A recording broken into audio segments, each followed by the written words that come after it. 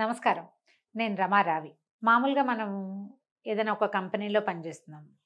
లేదా మన ఇంట్లోనే మనం పని చేసుకుంటుంటాం. పని చాలా ఎక్కువ పని చేస్తాం అనుకోండి. చాలా అప్లాజ్ తీసుకుంటాము. ఇదంతా మనమే చేస్తున్నామని మనకు అనిపిస్తూ ఉంటుంది. ఇదంతా మన వల్లే నడుస్తోంది. ఈ నమ్మకంతోటి చాలా అంటే మనకది ఆక్సిజన్ లాగా పనిచేస్తుంది. మనం లేపోతే వీళ్ళకి ఒక్కరోజు గడవదు. మనతోటి ఈ కథంతా నడుస్తోంది. మనం కింగు, మనం సూపరు. ఇలాంటి భావాలు ఆడ, మగ, పిల్ల, మేక అందరికీ కలుగుతాయండి. మనతోటే అంతా ఉంది అని. కాకపోతే మనకి ప్రకృతికి సహజమైన సూత్రం ఒకటి ఉంటుంది. దాన్ని గ్రహించుకోము మనం. ఎప్పుడైనా అవతల వాళ్ళు కాస్త నిర్లక్ష్యంగా ఉన్న వాళ్ళు సరిగ్గా బిహేవ్ చేయకపోయిన వెంటనే కుదేలైపోయి, డల్ అయిపోయి, డిప్రెషన్‌లోకి కూరుకుపోయి ఏమిటేమిటేమిటేవో అయిపోతూ ఉంటాం. ఈ ప్రకృతి సూత్రాన్ని గనక మనం ఒక్కసారి తెలుసుకున్నామంటే మనం ఎక్కిపోము, దిగిపోము. ఎక్కటము, దిగటము 2 తప్పేనండి. మనం దిగనాసిల్లిపోకూడదు, దిగజారిపోకూడదు, దిగబడిపోకూడదు ఎక్కడాను. అలాగని ఎక్కిపోయి, రేచిపోయి ఇంకేమిటో అయిపోయి, నేను సూపరు, నా వల్లే ఇది నడుస్తుంది, నేను లేకపోతే ఈ బ్రహ్మాండం అసలు కదలను కూడా కదలదు అన్న నమ్మకంతోటి, అత్యుత్సాహంతోటి ఉండటం కూడా తప్పే. న్యూట్రల్‌గా ఉండాలి. ఈ న్యూట్రల్‌గా ఉండాలనే విషయానికి చాణక్యుల వారు ఒక బ్రహ్మాండమైన సూత్రం చెప్తారు. ప్రపంచంలో నీతో పని అయిపోయాక, నీతో అవసరం తీరాక నీ వైపు ఎవ్వరూ చూడరు. నీ దగ్గర డబ్బైపోతే, ఇది పాతకాలం కాబట్టి ఏదో వేశ్యా సూత్రం చెప్తారనుకోండి. డబ్బులు చూసి వచ్చిన స్త్రీలు నీతో ఉండరు. నీ దగ్గర డబ్బులు అయిపోయినాయా గోవింద నిన్ను బయటికి నెట్టేస్తారు. మన పాతకాలపు బోలెడని కథలు, సినిమాలు వాట్లల్లో మనకు తెలుసు. ఇవాళ రేపు తెలిసేమో, మరి తెలిసిన వాళ్ళకి తెలుస్తుంది, జనరల్ పీపుల్కి తెలీదు. ఈ భార్యల్ని ఇంటి కుటుంబంలో ఉన్న వాళ్ళని కాకుండా బయట స్త్రీలను చేరదీసినప్పుడు వాళ్ళెవరు ప్రేమాతిశయాలతోటి రారు. వీళ్ళ దగ్గర ఉన్న డబ్బు చూసొస్తారు. డబ్బో, అధికారమో, వాళ్ళ వల్ల వచ్చే అవకాశాలు. ఆ అవకాశం అడుగంటిపోయాక, ఆ డబ్బుకి కాలం చెల్లిపోయాక, అధికారానికి కాలం చెల్లిపోయాక, డబ్బులు అయిపోయాక ఇక వాళ్ళ మొహం వీళ్ళు చూడరు. ఎప్పుడు కూడా డబ్బును చూసి వచ్చేవాళ్ళు డబ్బైపోగానే మానేస్తారు. మనం రోజు డబ్బులు ఇస్తేనే న్యూస్ పేపర్ వస్తుంది. డబ్బులు ఎప్పుడు కట్టమో అప్పుడు న్యూస్ పేపర్ రాదు. అలాగే ఇది కూడా. నిండుగా పళ్ళు కాసిన చెట్టు ఉందనుకోండి, దాని నిండా అన్ని పక్షులే ఉంటాయి. ఎప్పుడైతే మామిడి పళ్ళ కాలం అయిపోతుందో, మామిడి పూత, కాయ అన్నీ రాలిపోయాక ఆ మామిడి చెట్టు మీద ఒక్క పెట్టు ఉండదండి. పళ్ళు అయిపోయాయంటే ఇక లాభం లేదు, అంతే. అలాగే మనుషులు కూడా నీలో శక్తి తగ్గాక, నీ మీద అప్పటిదాకా డిపెండ్ అయ్యి అన్ని పనులు చేయించుకున్న వాళ్ళు నీ వల్ల పని అవటం లేదు అని తెలిసాక వీళ్ళు మానేస్తారు. నీతోటి అవసరం ఉన్నన్నాళ్లే ప్రతి వాళ్ళు నీతో ఉంటారు. అవసరం తీరిపోయాక నీతో ఎవ్వరూ ఉండరు. ఇది లోక సహజమైన సూత్రం. అందులో వాళ్ళు చెడ్డవాళ్లనో వీళ్ళు మంచివాళ్లనో కాదండి.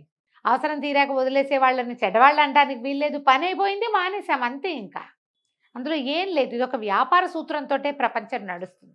మనం ఇది వీళ్ళంతా నా మీద డిపెండ్ అయి ఉన్నారని ఎక్కిపోయామనుకోండి, వాళ్ళందరూ వదిలేయంగానే మనం దిగిపోతాం. వెంటనే మనకి డిప్రెషన్ వస్తుంది. తృణీకరించబడుతున్నాము, నిరాకరించబడుతున్నాము, ఆశాభంగాన్ని తట్టుకోలేకపోవటము, ఇలాంటి భావాలు వచ్చి మానసికమైన సమస్యల్లో కూరుకుపోతాం. సింకింగ్ ఫీలింగ్ వచ్చేస్తుంది. దిగిపోతున్న భావన, కుంగిపోయే భావాలు ఇవన్నీ వచ్చేస్తాయి. బట్ మనం ఏంటంటే బేసిక్ రూల్ ఏమిటి, మనతో వీళ్ళకి పని అయిపోయింది, అందుకే వీళ్ళెవరూ మన దగ్గరికి రావట్లేదు అని పెట్టుకోవాలి. ఇప్పుడు మనం ఎట్లా ఉండాలి, దీని మీద ఒక పెద్ద ప్రశ్న వస్తుంది. అంటే ఏంటండి, ఎవరైనా అందరూ వస్తున్నప్పుడు ఉత్సాహంగా ఉండద్దా అంటారు. ఉత్సాహంగా ఉండు, అత్యుత్సాహంగా ఉండకూడదు. ఇదంతా నా వల్లే, ఇదంతా నేనే అని అనుకోకూడదు. నువ్వు ఏం చేయాలో అది చెయ్యి, ఎంత చేయాలో అంతే చెయ్యి, ఎంత ఉండాలో అంతే ఉండాలి. ఇది భలే కష్టం కదండి. చెప్పటం ఎంత హాయి, చాలా సులువు. కెమెరా ముందు కూర్చొని కబుర్లు చెప్పడం మరీ ఈజీ, చాలా ఈజీ. చేసేటప్పుడు ఉంటుందండి ఈ కష్టం. మనని అవతల వాళ్ళు పొగిడేయంగానే, నువ్వు నీ వల్లే నా జీవితం నిలబడింది, నీ వల్లే నా రోజు గడిచింది, నువ్వు నా లక్కీ చంవి అలాంటి పదాలు విన్నప్పుడు పొంగిపోయి ఆంజనేయ స్వామిలాగా ఇంత ఎత్తున ఎదిగిపోతాం. ఆ ఎదిగిపోకుండానూ ఉండలేం. నువ్వు ఒట్టి వేస్ట్ క్యాండిడేట్వి, నీ వల్ల ఒక్క పని అవ్వలేదు, నీ వల్లే నా డే చెడిపోయింది అంటే చాలా కుంగిపోతాం. ఈ మధ్య మార్గంగా ఉండాలంటే మనకేం కావాలండి, బ్యాలెన్స్ కావాలి. దీనికోసం ట్రై చేయాలి. దీనికి ట్రై చేయాలంటే ఏమిటి, మన మీద మనకి పూర్తి స్థాయి అవగాహన ఉండాలి. వీళ్ళందరూ వస్తున్నారంటే వీళ్ళందరికీ పనులు ఉన్నాయి మన దగ్గర, ఎంత మటుకు ఉండాలో అంత మటుకుందాం. వీళ్ళెవరు రావట్లేదంటే వీళ్ళందరికీ పనులు అయిపోయినాయి, అందుకే లేదు. మనకు మనుషులు కావాలంటే మన దగ్గర ఉన్న కాస్తతోటి సంతృప్తి పడే వాళ్ళు ఎవరినో ఇంకో గుంపును చూసుకుంటూ ఉండాలి. మనం కొన్నాళ్ళు పోయాక ఆ గుంపులు కూడా దొరకరండి. పాత కథలు నెమరేసుకుంటూ ఉండాలి. దీని బదులు ఈ బాధలు పడకుండా బ్యాలెన్స్డ్గా ఉంటుంది నేర్చుకుంటే బ్రహ్మాండంగా ఉంటుంది. చాణక్య నీతులన్నీ కొంచెం విచిత్రంగా కనపడతాయండి. అంటే మనం ఏం చేయాలి అనేది మనకు అర్థం కాదు. నీ దగ్గర డబ్బులు ఉంటేనే జనాలు వస్తారు, లేకపోతే రారు అంటే ఎప్పుడు డబ్బులే పెట్టుకుని ఉండాలంటే మన వల్ల ఎటా అవుతుంది? డబ్బులు చూసి వచ్చేవాడు ఎందుకు అనిపిస్తుంది ఒక దశలో. అందుకని దానికి వెళ్ళకూడదు. ఆయన ఏం చెప్పాడో అంతరార్థం మాత్రం తెలుసుకోవాలి మనం. బ్యాలెన్స్డ్గా ఉండండి.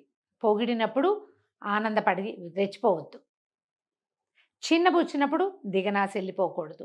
మధ్య మార్గంగా ఉండాలి. మన మీద మనం నమ్మకంతో, దైవం పట్ల లేకపోతే ఏదో ధర్మం పట్ల, నీతి నిజాయితీల పట్ల ఒక నిబద్ధత కలిగి బ్యాలెన్స్డ్గా ఉంటే వీటిని మనం సాల్వ్ చేసుకోగలుగుతాం.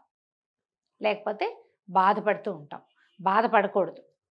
మనం మనుషులుగా చక్కగా హాయిగా చివరి వరకు హ్యాపీగా ఉండాలంటే బ్యాలెన్స్డ్గా ఉండటమే చాలా మంచి విషయం అండి. ఆలోచించండి. ఒక్కొక్కసారి మనకేదో కొంచెం దిగులుగా ఉన్నప్పుడు పూర్వగాథలు, ఇంతకుముందు ఎవరెవరు మనని ఇలా చేశారు, ఎవరెవరు మనని పక్కకు తోసేశారు, ఎవరెవరు వాడుకుని వదిలేశారు, అవన్నీ గుర్తు చేసుకోండి. గుర్తు చేసుకుని వాళ్ళని తిట్టమని చెప్పట్లేదండి, పొరపాటును కూడా చేయకూడదు ఆ పని. గుర్తు చేసుకుని వాళ్ళకి ఏ పని అయిపోవటం వల్ల వాళ్ళు మనని వదిలేశారో ఆలోచించండి. సో ఇది రూట్ కాజ్ అని కనుక అర్థమైందా మనకి ఈజీగా, రూట్ కాజ్ కనుక అర్థమైందా మనకి హాయిగా ఉంటుంది. మనం నిద్రగా ఉండగలుగుతాం. ఎవరితోటైనా సరే ప్రాబ్లం వచ్చింది అంటే, లేదా హ్యాపీగా ఉంటున్నాము అంటే దానికి రూట్ కాజ్ ఉంటుంది.